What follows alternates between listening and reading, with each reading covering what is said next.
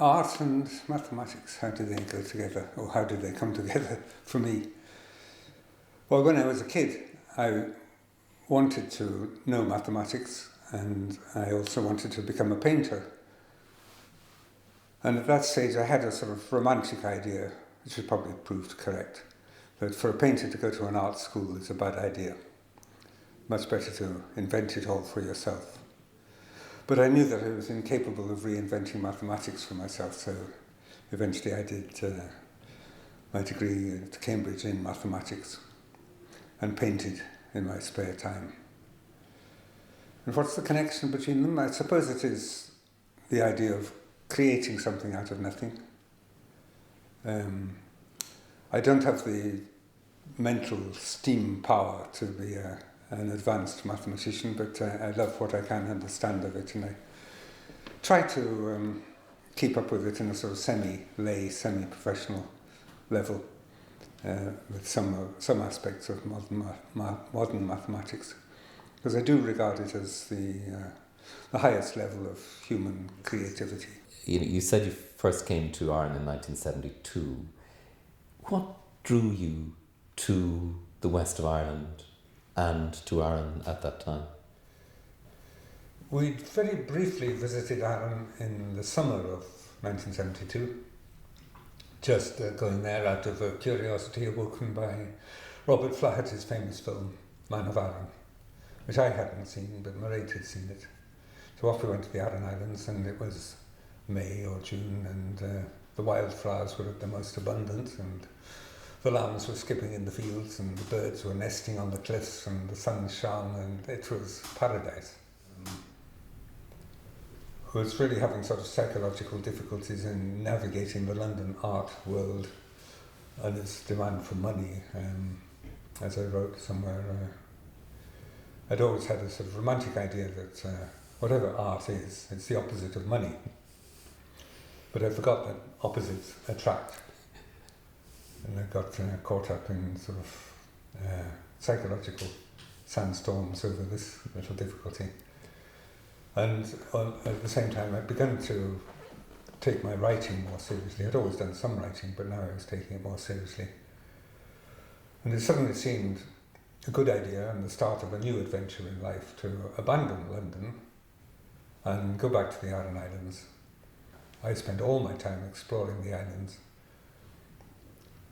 And even though I hadn't a word of Irish, I hardly knew there was such a language before arriving there. Trying to collect the place names and understand them, and learning Irish by degrees in the process. Until a local lady suggested that I make a map of the islands, and that started me off on a little detour in life, which has 40 years later just come to an end. So, your maps are works of art. Tell me though about your painting. And is there a link for you between the map making, between the cartography and the making of painting? I never made that specific to myself, but afterwards when I'd done my maps, looking back at them, I could see that the geometrical abstract work in London was full of forebodings, foretellings of this interest in cartography. So anyway, we are publishing one more book called Connemara and Elsewhere. This will be coming out shortly. It's been published by the RIA. Its kernel is a photographic essay by a young, brilliant French photographer, Nicolas Fèvre. What he's done is he's taken excerpts from my various texts on Connemara and confronted them with photographs or amalgamated them with photographs, found all sorts of strange or interesting, valid connections or oppositions, contrasts between text and image, That's his particular subject matter in this book, which is, although his contribution is largely made up of views of Connemara, it's certainly not a photographic celebration of Connemara, so if anything, it's a celebration of photography. Nicholas, one of the images I'm particularly taken by is this one of, I presume it's, is it sheep's wool on barbed wire? Yes.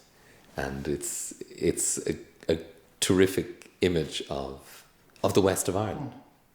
It is, in a way, a portrait of Tim's work. If you have read the Connemara trilogy, for example, you know it's a few chapters, one after the other. And this is what the image is about. It's like there is a few chapters, more or less developed depending on the topic, on the extent of the area, etc. And Tim is able to link together all these different elements, like the wire in between all these pieces of wool that you gather. I couldn't have done any of the work I've done in Arran or Connemara without a lot of advice from experts, particularly in botany and in geology and in archaeology. And I've never come across any opposition in academic circles or any even suppressed hostility to a total stranger and a total beginner jumping into the middle of the field. In fact, I've got very, very generous help from, and I've been in and out of almost every department in NUIG, which is why we've now arranged for my archive of notes and photographs and off-prints and books and place name records and so on, built up over the last 20-30 years, to go to the library in the university in Galway. It's a marvellous gift to them and I think to future generations. How would you like to see that archive being used? Well, there's two parts to the archive. One part refers to the sort of preparation of my own books, which is the 2 volumes of the Stones of Arran and 3 volumes on Connemara and books of essays. And so each of those manuscripts is there, and earlier drafts and corrected proofs and all that supporting material for looking at the evolution of the work and their relationship to each other, and the relevant correspondence and all that. So all that is quite a little archive in its own.